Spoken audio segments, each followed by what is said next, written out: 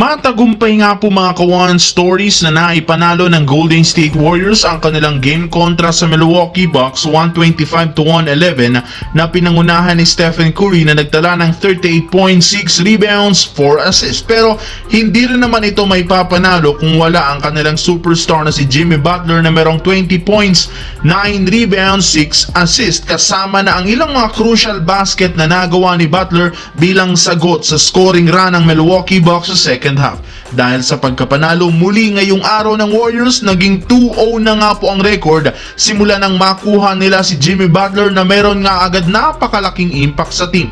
In fact, mismong si Stephen Curry na ang nagsabi mas nagiging madali para sa kanya ang kanilang bawat laro since alam nga po niya na nakaalalay parati si Jimmy Butler, kaya magiging confident siya at ang kanyang makakampi. At inaasahan nito na mas dumarami pa ang kanilang laro, mas magiging solido pa lalo ang kanilang mabubuong chemistry. Sa kabilang banda, kahit man naging limitado lamang ang playing minutes ni Luka Doncic sa kanyang debut game laban sa Utah Jazz, nakapagtala pa rin naman ito ng 14 points, 5 rebounds, 4 assists. Kasama na dyan at syempre pinagkaguluhan siya ng mga fans at media.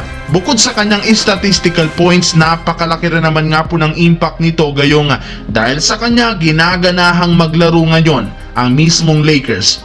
Mismong mga analyst na rin naman ang nagsabi may kukumpara nga po nila ang tandem ni na Luka Doncic at LeBron James sa Lakers sa tandem noon ni na Dwayne Wade at LeBron James sa Miami Heat. In fact, inaasahan nila na gagayahin ni Luka ang role ni Wade noon bilang tagagawa ng mga love passes sa gagawing alley-oop dunks ni LeBron James na siyang magiging susi para ma-extend ang kanilang winning streak. And speaking of panalo, 6-game winning streak na nga ang team ngayon kung saan nanalo nga sila ng 12 beses sa huling 14 laro, kaya sila ang itinuturing ngayon bilang pinakamainit at hindi nakapagtaka nga bakit umangat sa 32 wins, 19 losses ang kasalukuyang record sa West bilang number 4 muli. Pero sa kabila niyan, may pag-asa pa rin naman silang umabot sa top 3 lalo pat 1.5 games lang naman ang kalamangan sa kanila ng Denver Nuggets.